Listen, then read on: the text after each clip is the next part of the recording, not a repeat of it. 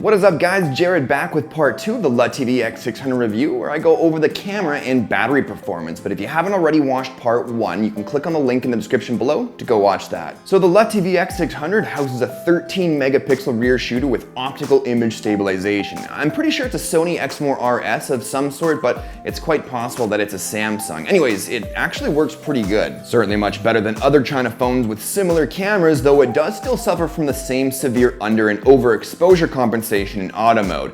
However, we have been given a selective exposure feature, which by long pressing on the autofocus ring, you can drag a second exposure circle, and by doing so, you can get pretty close to nailing down the perfect exposure level, as well as using the focus ring to more or less manually focus on your subject. But even with the semi-manual focus, this camera still seemed to struggle a little bit when trying to focus on the subject I'm selecting with the focus ring, or even in auto mode.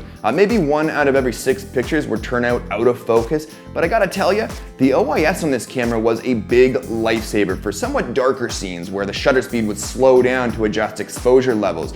And that's where without OIS, it's really easy to get mainly blurry photos. One thing I was certainly surprised with was the amount of dynamic range this thing is capable of producing. Now, almost every single China phone 13 megapixel camera I've tested has just terrible dynamic range.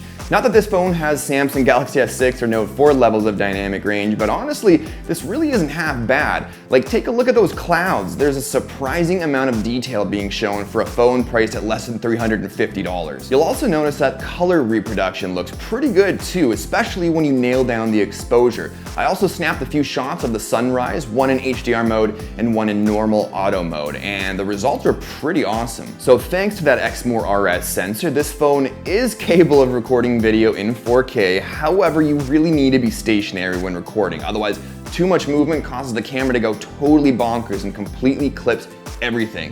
And even when stationary, although the camera stays stable, we get some pretty noticeable rolling shutter, or as some reviewers like to incorrectly call it for some reason, the jello effect. It's also capable of recording in 2x and 4x slow motion, neither of which are desirable with the insane degradation of quality. The front is a 5 megapixel shooter with a nice wide 90-degree angle, and yeah, it does its job. It's got beauty mode.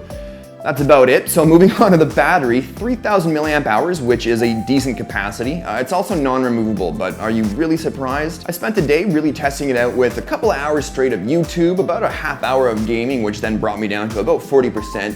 And then I went out and took a ton of pictures. When I got back home, I had about 10% left, with a total of 3 hours and 40 minutes of screen on time. With my regular day-to-day usage, however, it usually lasted me the whole day with about 20 to 30% left before I plug it in to charge at around 11 p.m. with maybe a total of about 2 hours screen on time. So about on par with what we'd expect out of a 3000 milliamp hour battery. Well, there you have it, folks. Depending on where you buy yours, it's a damn nice phone for under 350 bucks.